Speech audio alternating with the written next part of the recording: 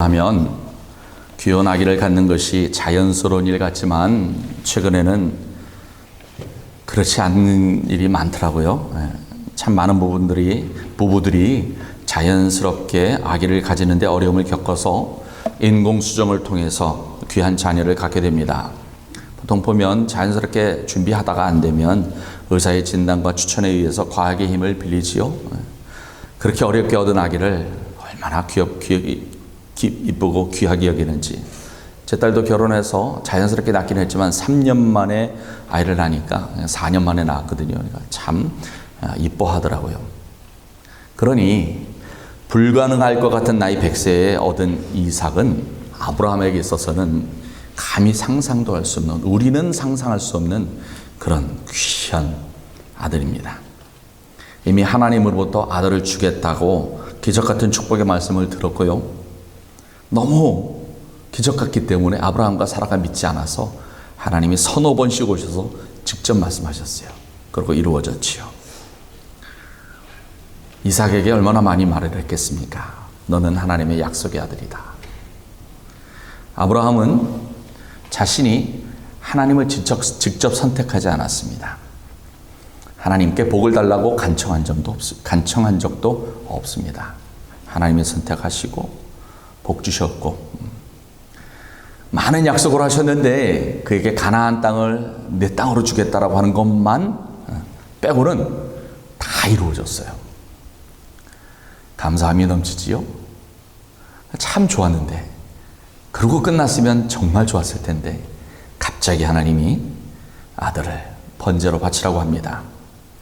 근데 그렇게 말씀하신 하나님보다 더 놀라운 것은 아브라함이 아무 소리 않고 어떤 대꾸도 없이 질문도 없이 그대로 순종했다라고 하는 것입니다. 그래서 하나님이 인정하셨지요. 창세기 22장 12절에 보면 내가 내 아들 내 독자까지도 내게 하나님께 아끼지 아니하였으니 내가 이제야 너 아브라함이 하나님을 경유하는 줄 아노라. 예수 믿는 사람 치고 모르는 사람은 없는 그런 사건입니다. 근데 제가 이걸 보고 의문이 하나 있었어요. 뭐냐면 하나님은 인간의 중심을 아시는 분이고 우리 미래까지 다 아시는 분이고 인간의 성품을 속속들이 아시는 분이 정말 아브라함의 속을 모르셨을까? 굳이 이런 테스트를 하실 필요가 있었을까? 모르는 하나님이 아니시거든요.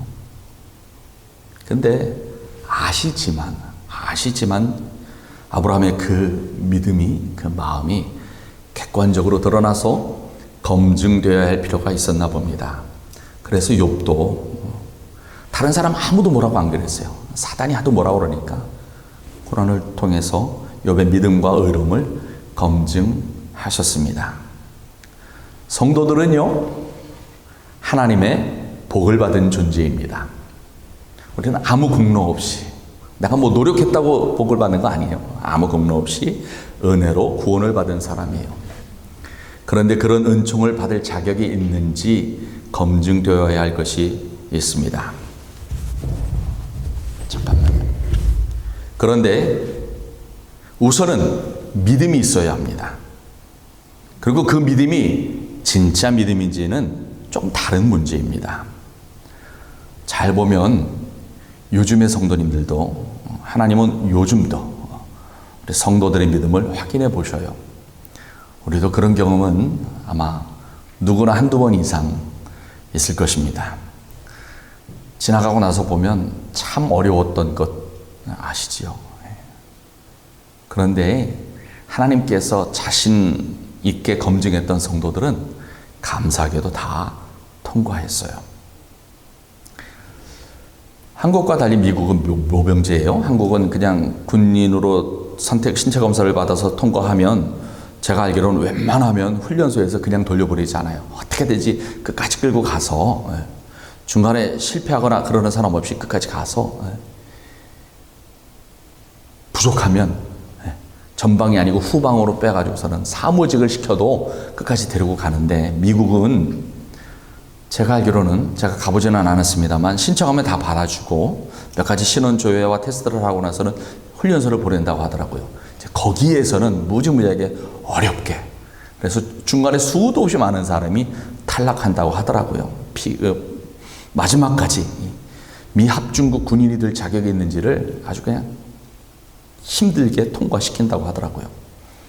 그리고 혹시 중요한 군사 비밀을 다뤄야 될 필요가 있으면 백그라운드 체크, 심리 체크, 인성 검사, 애국심 검사 같은 걸 꼼꼼하게, 그래서 나중에 다 통과된 사람만이 미국에서 그래도 가장 베네핏이 좋다고 하는 군인으로 최종 합격하는 것입니다. 성도들도 마찬가지예요. 그리스도인으로서 올바른 믿음을 가지고 있는지, 구원은 제대로 받았는지, 그런 자격이 있는지 제대로 확인해 봐야 할 것입니다. 왜냐하면 믿음은요, 눈에 보이거나 손에 잡히는 게 아니에요. 이게 믿음입니다, 이렇게 얘기할 수 있는 게 아니잖아요. 형이 상학적이고요, 내 속에 있는 거라서 그걸 어떻게 보여줄 수가 없어요. 비교를 하자면 불교 스님이 되면 머리를 깎고 법복을 입어서 딱 보면 스님인 줄 알잖아요. 그러니까 예수를 믿으면 예수를 믿는다고 하는 그 순간 갑자기 내 머리 색깔이 검은색에서 파란색이 되든지 눈빛이 이 눈동자 색깔이 바뀌, 그러면 참 편할 것 같아요. 그렇죠? 그러지 않잖아요.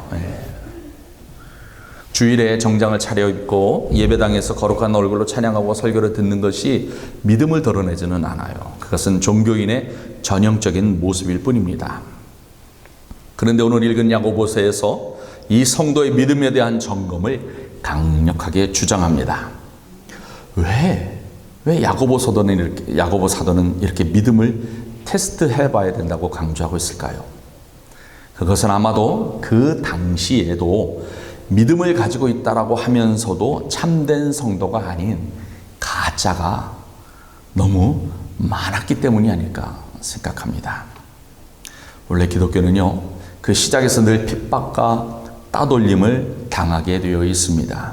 그러다 부흥의 시기가 오면 갑자기 교회에 관심이 늘게 되어 있어요. 그러면 정말 참된 제자인지 잘 모르겠는 회중들이 많이 늘게 되어 있습니다. 사실 예수님 공생의 사역 기간 중에도 처음에 말씀하실 때는 사람이 많이 안 따르다가 귀신 쫓아내고 병든 자 고쳐주고 이랬을 때 많은 무리들이 몰려들었어요. 야, 신기하다. 그리고 오병이어의 빵을 주고 나니까 야, 왕 삼아도 되겠다. 예수님께서 아주 어려운 말을 해가지고서는 다 돌려보내셨죠.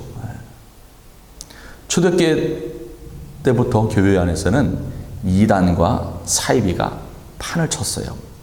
그래서 사도 바울도 자꾸 잘못된 곳으로 가니까 그 잘못된 교리와 가르침으로부터 성도를 보호하려고 그렇게 많은 편지를 보냈던 것입니다. 이단들은요, 우리가 예수를 믿으면 우리 성도들의 마음이 부들부들해지거든요. 그 마음을 훔쳐가려고 들어오는 사람들이고요. 사단의 무리예요. 그에 반해 우리 교회 안에서 생기는 사이비 무리들이 있는데, 그들은 이단까지는 아니더라고 할지라도 기독교의 복음을 은근슬쩍 비틀고 변질시키는 사람들입니다. 이에 대해서 대표적인 비판이 본회포 목사님이라고 하는 분이 얘기했던 값싼 은혜라고 하는 단어입니다. 그분의 책에 보면 이렇게 나와 있어요. 값싼 은혜는 회개 없이도 죄를 용서한다는 설교이고, 공동체 훈련도 없이 베푸는 세례이고, 죄의 고백도 없이 참여하는 성만찬이고, 인격적인 참여 없는 면죄의 확인입니다. 순종 없는 은혜, 십자가 없는 은혜, 살아계시고 인간이 되신 예수 그리스도가 없는 은혜, 이것이 값싼 은혜입니다. 사실 우리가 조심해야 돼요. 예수 그리스도의 은혜를 이렇게 값싸게 만들면 안 되는데, 이렇게 기독교를 값싼 종교를 만들면 나타나는 현상들이 좀 있습니다. 그 뭐냐면 기독교 신앙이 액세서리가 되는 거예요. 내가 좋은 대학도 다니고 좋은 직장도 다니고 좋은 곳에서 살고 미국에서 사는데 그래도 교회쯤은 가줘야지. 그러니까 좀 멋있어 보이는 그런 하나의 도구가 될 수도 있고, 어떤 경우에는 교회, 특별히 대형 교회에서 참석함으로 경제적이고 사회적이고 정치적인 이득을 취할 수가 있습니다. 제가 알기로는 정치인들이, 정치하겠다는 사람이 개척교회 다니는 거는 제가 거의 본 적이 없어요. 큰 교회 가야지, 그렇죠? 네. 비즈니스 하는 사람도 그래도 저기 KCPC나 같이 큰 교회를 다니고 ODPC 같은 데 다녀야지 그래도 좀 뭐가 되죠. 그래서 초기 이민교회는 굳이 예수님을 믿지 않더라도 미국에 잘 정착하려면 한국교회 갔어야 되잖아요. 근데 문제가 더 큰 건 뭐냐 하면 예수 그리스도의 복음에 대한 무지와 불신앙이 우리 안에 있다라고 하는 것입니다. 우리가 받는 구원과 영생은 쉽게 얻어지는 게 아니거든요. 근데 말은 믿기만 하면 된다고 하잖아요. 근데 그 믿기만 하면 된다는 것이 무엇을 뜻하는지 모르고 그런가 보다. 요즘 많은 사람들이 병에 의해서 장기이식을 받아야지만 살 수 있는 분이 많이 있습니다. 급하게 장기이식을 받지 않으면 생명 연장이 되지 않는 분들이 있는데요. 어떤 젊은이가 하나 있습니다. 여러 가지 건강도 안 좋았지만 술을 너무 좋아해가지고서는 신장을 다 망가뜨렸어요. 신장 이식을 해야 되는데 돌아보니까 신장 이식을 해줄 사람이 없어요. 그럼 급하면 누가 해줍니까? 가족이 해주잖아요. 그렇죠? 그래서 아버지가, 다 늙은 아버지가 너는 살아야지 그러고 신장을 하나 떼어줬는데 이 아들이 정신 못 차리고 신장 좋아지니까 아싸 그러고 술을 또 계속 먹으러 다닌다.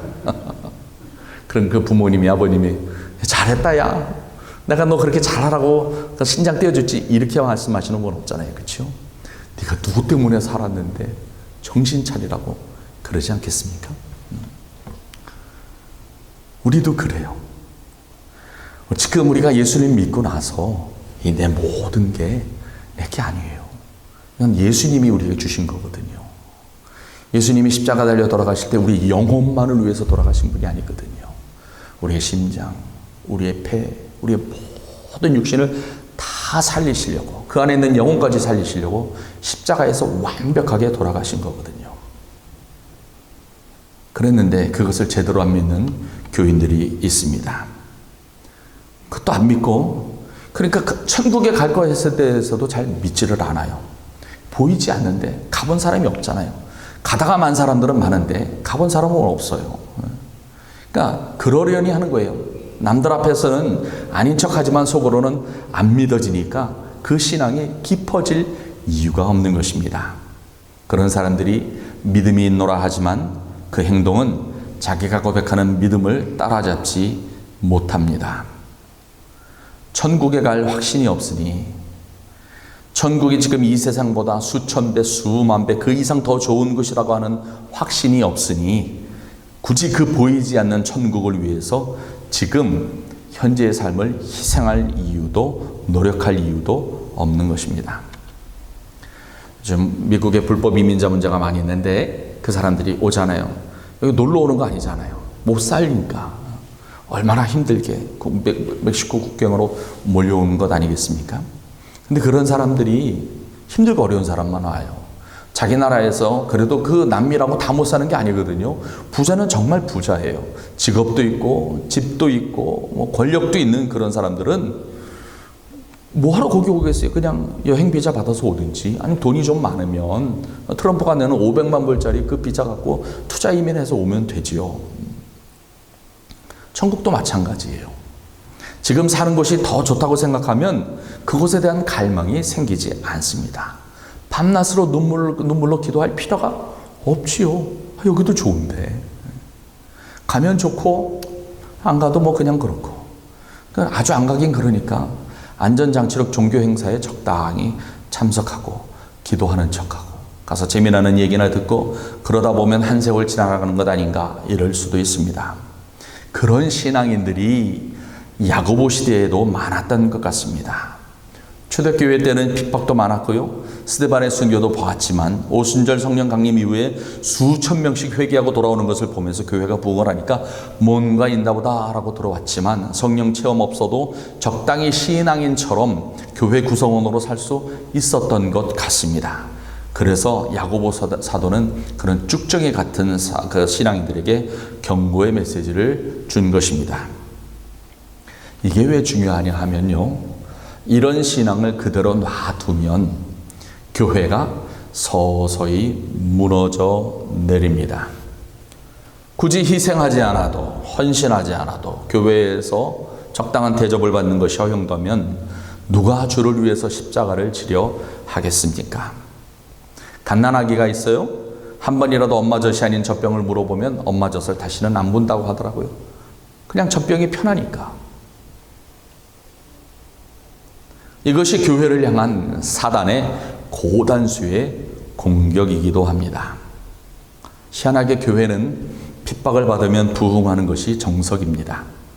교회가 타락할 때를 보면요, 거의 전부가 교회가 조금 사람이 많아지고 부유해지고 주류 세력이 되어서 다른 사람을 핍박할 정도로 누가 뭐라고 해도 딱 어깨에 내세울 수 있을 정도의 권세가 뒤따를 때부터 타락하기 시작합니다. 누구나 다 교회에 나와야지만 편안해지고 안전해질 때 교회는 서서히 무너지는 것을 역사적으로 많이 보아왔습니다. 그러다 보니까 세상과 적당히 타협하게 돼요. 세상과 적당히 타협하는 신앙이 구원과 천국에 대한 간절함을 가지기는 어렵습니다. 그러다 보니까 세속적인 욕망도 포기하지 못하고요. 극단적으로 가기보다는 그냥 적당함, 중간쯤 있는 것이 더 매력으로 보입니다. 마음 편한 것이 더 좋을 때가 있고요. 그래서 교회에서 믿음의 최선을 다하는 것에 큰 의미를 두지 않게 되니까 교회가 세상에서도 어느 정도 인정받는 것을 더 마음에 써요. 그래도 욕은 안 먹어야 되지 않겠냐, 그런 것만 신경 쓰는 것이. 그래서 십자가가 달라지더라고요. 여러분, 십자가는요, 예수님이 목 쓰셨거든요. 건장하셨어요. 그분도 지고 가기 어려울 정도로 무거웠었어요. 구레네 시몬한테 맡기지 않았습니까?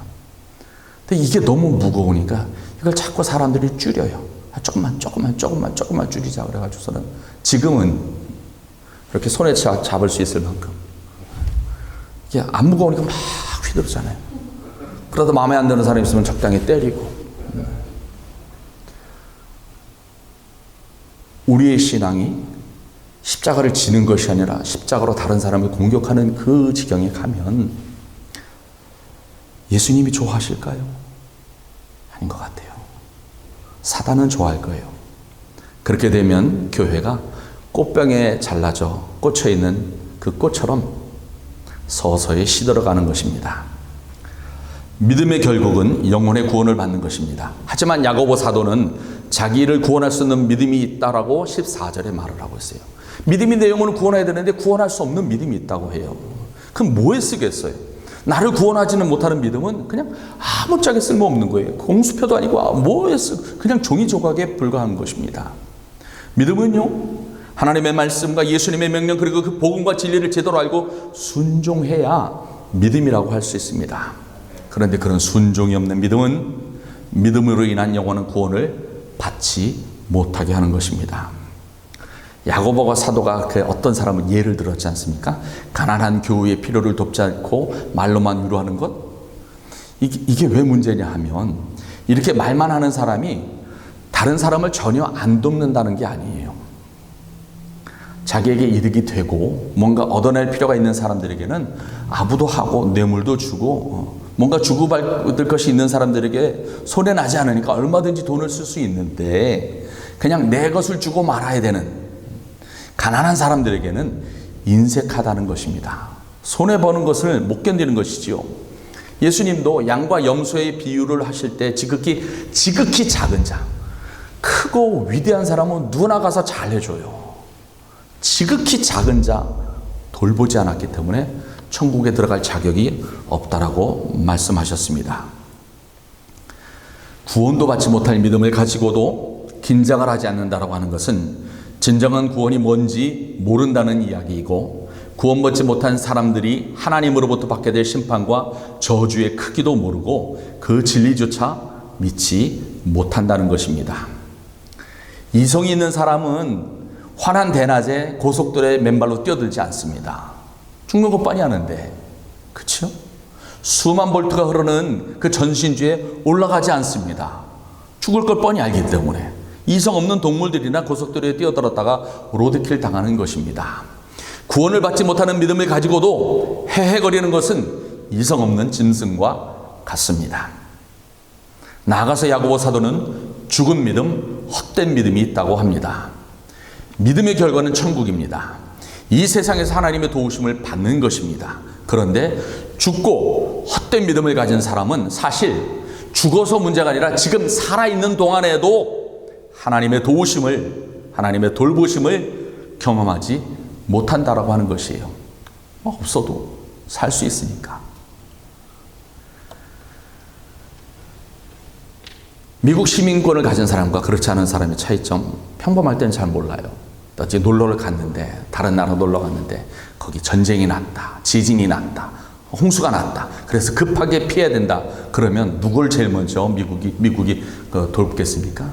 시민권자부터 도와요. 그렇죠? 아닌 사람은 영주권도 아마 못 구원받을걸요. 네. 몇 년 전에 아프간에서 미군이 철수할 때 그 기억이 나요. 보면 많은 아프간에서 철수하고 나서 막 군용 비행기에 많은 사람들을 태워서 보내지 않습니까? 근데 마지막 비행기 때 아프간 사람이 그 비행기 안에 타고 싶은데 안 태워주니까 워낙 급해서 그 바퀴에 올라타더라고요. 어휴, 저는 그거 보고 깜깜했어요. 그 사람들이 살았어요? 아니에요. 붕 뜨자마자 다 돌아가셨어요. 우리가 예수 그리스도를 믿는 믿음 안에 있으면 구원을 받을 수 있지만 그 믿음이 없으면 그렇게 되고 마는 것입니다. 이 세상에 살면서 교회 공동체에 있으면서 그 믿음의 결과를 그렇게 듣고도 자신의 믿음이 죽었는지 살았는지 모른다면 그러면 희망이 없습니다. 믿음은 살아 있어야 돼요. 한 가지 방법밖에 없어요. 믿음은 하나님의 말씀에 순종하는가 아닌가에 따라 달려 있습니다. 믿음은요, 정말 믿음은 순종이 자연스럽게 따라오게 되어 있어요. 우리가 믿는 분이 옆집 아저씨가 아니잖아요. 그렇죠? 하나님이잖아요. 그러니까 하나님이 하는 말을 우리가 들으면 그것을 그냥 떠드나 보다 이렇게 아니에요. 하나님의 말씀은 들으면 그 말을 따라야 될 책임감과 힘이 생기게 되어 있어요. 혹시 부인의 말을 귓전으로 들으시는 분이 계십니까? 아직 살아계시네요. 못 살겠던데, 그렇죠? 자녀들이 여러분에게 뭔가 부탁을 전화해서 엄마, 아빠 뭐 해줘요 그러면 어떻게 해요? 알았다 그러고 전화 끊고 나서 딴청해요? 아니잖아요. 부탁한 거 들어주잖아요. 그저 어떤 텔레비전에 보니까 74살 먹은 어떤 할아버지가 치킨집에 와서 치킨을 오토바이 타고 사가더라고요. 그래서 어떻게 오셨어요? 그랬더니 우리 딸이 와서 사달라고 그래서 내가 사가지고 가요. 그래서 딸이 몇 살인데요? 그랬더니 54 이런 거 가더라고요. 그렇죠. 54이면 그 딸도 할머니 되었을 텐데 딸이 부탁하니까 오는 거예요. 그렇죠? 우리 아기가 집안에 있을 때 아기가 앙 울면 오나보다 그래요? 아니면 쫓아가요? 쫓아가잖아요. 하물며 하나님의 말씀은, 하나님의 명령은 들으면 순종하게 되어 있습니다. 악인들은, 심판받을 사람들은 하나님이 뭐라고 하든 상관 안 하잖아요. 그래서 그들은 불심판받기로 예비되어 있고, 그러나 성도는 그렇지 않습니다. 하나님의 말씀을 순종 안 하면 하나님이 한 분이신지 믿는다고 하는 사람은, 순종 안 하면서 하나님이 한 분이신지 믿는다고 하는 사람은 야고보 사도에 의하면 귀신보다도 못한 사람이라고 그랬어요. 귀신도 그거는 알고 떤다고 그랬어요. 하나님의 말씀에 순종 잘하는 성도의 대표가 아브라함입니다. 서론에 말씀드렸듯이 아브라함은 하나님의 명령에, 그 명령이 쉬운 명령이 아니에요. 갈대아우르에 있을 때 하나님의 복 주실 것이니 가나안 땅에 가라는 명령보다 수십 배 더 어려운 명령이에요. 늘 가질 수 있는, 늘 가졌던 여러 명의 아들 중에 하나를 달라는 거면 그것도 안 되겠지만 아니잖아요. 하나밖에 없는. 그런데 히브리서에 보면 아브라함이 죽은 자 가운데서 다시 살려줄 것이라고 하는 믿음 때문에 순종했다고 합니다. 어쨌든 간에 하나님의 명령에 순종한 것입니다. 그래서 아브라함의 이런 믿음에 근거한 순종, 행함으로 하나님께 의롭다 여김을 받았고요. 하나님의 벗이라고 불렸습니다. 하나님의 말씀을 듣고 무시하면 하나님의 원수가 됩니다. 하나님은요, 지금도 매일매일 순간순간 우리에게 말씀을 하십니다. 하나님이 우리에게 우리의 욕심을 채우라고 하십니까? 네 마음대로 해라. 저는 한 번도 들어본 적이 없어요. 거룩하고 성결하게 하나님 사랑, 이웃 사랑, 착하고 선하게 살라고 말씀하시지. 너도 한번 실컷 원수 갚아봐라. 그래 보신 적이 없어요. 맨날 나만 잘못했다고 말씀하시고 네가 가서 먼저 잘못했다고 하라고 그러시고 늘 그러셨어요. 믿음은 행함과 함께 일해야 합니다.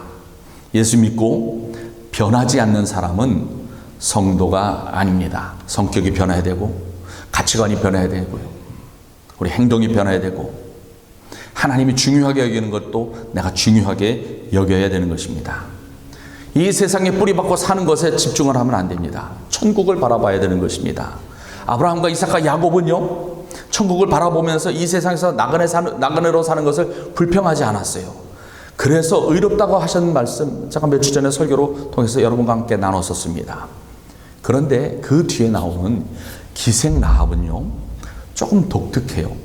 왜냐하면 아브라함은 하나님의 말씀을 직접 들었고 명령도 직접 받았습니다. 그런데 기생 라합은 하나님의 말씀과 명령을 직접 들은 사람이 아닙니다. 그냥 그 당시 역사적인 현장에 있으면서 하나님이 어떻게 하시는지를 보았을 뿐이에요. 하나님이 이스라엘 백성들을 특별히 돌보신다라고 하는 것을 들었어요. 그래서 출애굽도 시키고 광야에서 돌보시다가 이제 마침내 자기가 살고 있는 가나안 땅에 들어올 텐데, 그것은 이스라엘 백성들의 능력이 많아서가 아니라 분명히 하나님의 손길이 함께하는 것을 들어서 보아서 알았던 사람입니다. 그런데 그녀가 직접 듣지 않았어도 역사를 통해 일하시는 하나님의 뜻에 적극적으로 참여하였다라고 하는 것은 그런 의미에서 대단한 것입니다. 예수님께서 이 세상에 오셨을 때 공생에 사역하실 때도 유대인들에게 그렇게 복음을 증거해도 유대인들은 지지도 안 듣는데 이방인들은 와서 적극적극 믿음으로 잘 고백하거든요. 백부장의 믿음을 보고 예수님도 그러시잖아요. 내가 유대인 가운데서도 이만한 믿음 보지 못했다. 아셔요? 예수님 십자가 달려 돌아가실 때 백부장이 그 밑에서 보다가 아, 저분은 정말 하나님의 아들이시구나라고 고백을 했었던 것입니다. 야고보 사도는 믿는다고 하면서 그 믿음이 죽은 것에 아무 관심을 기울이지 않는 기독교인들이 안타까워서 이렇게 이방 여인의 예를 든 것입니다. 믿음의 조상 아브라함은 그렇다고 할지라도 이방 여인 기생 라합도 그 믿음으로 행한 것이 하나님으로부터 인정받은 사실을 기억하라고 하는 것입니다. 우리의 믿음이, 우리의 삶의 모습이 세상 사람보다 나아야 합니다. 우리 믿음이 죽으면 영혼이 없는 몸과 같이 행함이 없는 믿음은 죽은 것이라서 오히려 세상 사람들보다 한참 모자라게 되어 있습니다. 그런 사람들이 교회에 많다면 누가 교회 나오고 싶겠습니까? 아무도 안 올 거예요. 그렇죠? 그래서 행함이 없는 믿음에 만족하고 사는 성도의 공동체는 그렇게 쓰러져 갈 뿐입니다. 보셔요, 우리 주변을. 얼마나 많은 교회들이 소리 소문 없이 문을 닫고 있는지. 오로지 사단만 좋아할 뿐입니다. 결론으로 나아가겠습니다. 우리는 우리의 믿음을 증명해야 합니다. 증명된 믿음만이 구원을 이룰 수 있습니다. 가족은 가족이라고 다 끈끈한가요? 그렇지 않잖아요. 부모가 자식을 낳아놓고 사랑한다고 말은 하고 돌봐주지도 않고 관심도 안 쓰고 있는 돈도 안 써주고 어릴 적부터 구박하고 밖으로 내돌리고 미워하면 그 자식이 아, 우리 엄마 아빠는 나를 사랑한다고 믿겠어요? 아니라고요. 그렇게 해놓으면 나중에 늙어서 돌봄을 받을 수도 없어요. 부부도 마찬가지죠. 부부라고 그냥 같은 집에 살고 같은 그 침대 쓴다고 다 부부가 아니잖아요. 서로 존중하고 돕고 낮게 여기고. 친구들도 마찬가지입니다. 무조건 내가 한쪽으로 다 퍼줄 수는 없지 않습니까? 서로 주고받아야 돼요. 하나님은요, 예수님은요, 우리에게 이렇게 사랑을 말로만 하신 분이 아니세요. 온 힘을 다하셨고요, 실제로 우리를 위해서 죽으셨죠. 이게 안 믿어지면 이것을 믿게 해달라고 기도라도 해야 됩니다. 그렇지는 않고 그냥 죽은 믿음, 효과 없는 믿음을 믿음이라고 가지고 있는 것은 그것은 예수 그리스도에 대한 모욕입니다.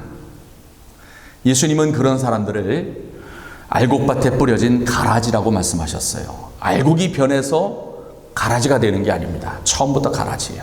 처음 싹이 나고 가지가 나찰할 때는 비슷하지만 마지막 열매가 아주 달라지는 것입니다. 행함은 믿음의 열매입니다. 포도나무에서는 포도가 열려야 되고 사과나무에서는 사과가 열려야 합니다. 행함과 믿음은 뗄 수 없는 존재인데 이것을 구분해서는 안 되는 것입니다. 하나님이 대단한 걸 요구하시지는 않으세요. 지금 하나님이 말씀하신 것 그 작은 걸 하나 행하느냐 안 하느냐 중요하지, 나가서 당장 다 선교사로 나가라고 다 순교하라고 이렇게 말씀하시는 분 아니세요. 지금 작은 것부터 첫 걸음부터 그렇게 순종하는 마음으로 실천하다 보면 하나님이 그의 삶을 이끄시고 열매를 맺게 해주시는 것입니다. 잎사귀만 풍성할 뿐만 아니라 열매도 풍요롭게 해주시는 것입니다. 여러분, 우리는 이 본문을 저주로 받아들여서는 안 됩니다. 본문은요, 교통 표지판과 같아요. 이 길로 가면 막힌 길입니다. 저 길은 잘못된 길입니다. 이 길로 가십시오. 이단들은 교묘하게 신앙을 변질시킵니다. 바른 진리와 그 진리의 실천을 알고 있어야 속이는 사단의 계략을 알아차릴 수 있습니다. 하나님이 물으십니다. 내 믿음은 증명된 믿음이냐? 기도하시겠습니다. 하나님이 우리를 사랑하셔서 우리가 구원받음을 믿습니다. 예수 그리스도의 십자가 죽음으로 우리의 죄가 용서받았음도 확실히 믿습니다. 이 믿음이 우리를 영생으로 이끄심을 확실히 믿습니다. 우리가 무엇을 잘해서 구원받은 것이 받은 구원이 아니라 온전한 하나님의 은혜로 인함임을 고백합니다. 이제 우리가 하나님의 말씀에 귀 기울이게 하여 주시옵소서. 명령하신 그 말씀을 귓전으로 듣고 무시하는 것이 아닌 내 생명의 말씀으로 듣고 순종하게 하여 주시옵소서. 내가 원하는 일만 하는 것이 아니라 하나님이 원하는 일을 하게 하여 주시옵소서. 순종함으로 우리의 믿음을 증명케 하여 주시옵소서. 진정한 구원은 증명된 믿음만을 통해서 얻어짐을 깨닫게 하여 주시고 내 믿음은 살아있는지 내게 구원을 가져다 줄지를 정확하게 알게 하여 주시옵소서. 어렵지 않습니다. 순종하며 실천하면 된다는 간단한 원리를 우리가 행하게 하여 주시옵소서. 주님 앞에 자랑하는 것이 아닌 겸손함으로 주의 명령을 따르는 복을 우리에게 주옵소서. 예수님의 이름으로 기도드립니다. 아멘. 다 같이 일어나셔서 찬송가 492장 부르시도록 하겠습니다.